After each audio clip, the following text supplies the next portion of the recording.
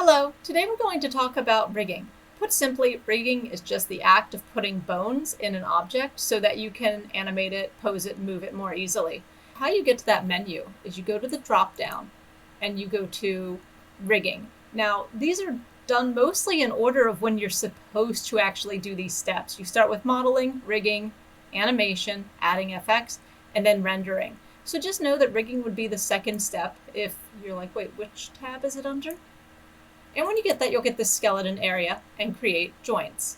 Some places, some software call them bones, some call them joints. They do very, very similar things. Now, if I were to hit 4 on my keyboard, you'll notice kind of a couple differences about these two objects.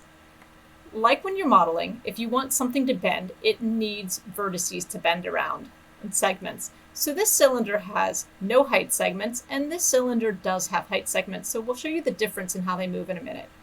But to draw a bone, you just click, and then you click again. If you would want it to stay in a straight line, you can hold Shift while you do that. And then when you want to end, you can just hit Enter or right-click. You'll get a bone. You do the same thing here. Are you not letting me do it? Silly. Create joints. Thank you. And they tend to move a little. They always move on the edges, so you want to consider that. Maybe not put it right in the middle. If you want it to look like it's bending equally in both sides, you'd kind of put it in the middle of these two edges, or you could put it on the edge if you wanted to bend right at that crease. Notice I didn't hold Shift there, so it wasn't 100% straight. For this, it's probably not going to matter as much. To put these together, you select both objects. Now, if you notice I drag select, even if I drag select both, it only selects the bone. That's because when you animate, you'll select the bone instead of the mesh, so it defaults to that. So you have to go ahead and do a Shift click to get both objects. You go to Skin Bind Skin, and it'll get a cool little rainbow design to tell you it's working. That's actually your area of influence. Once again, if you drag select, just remember to Shift click after, and we can do a skin because you're actually connecting these two. It's Bind Skin.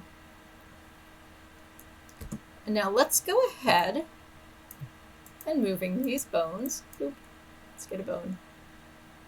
You can notice what happens if you rotate it. I could go ahead and hit 4 for my wireframe again. I'm on my bone 1, so it didn't really do anything. I move this one. And notice this object starts folding in on itself. That's because it has no segments to bend around.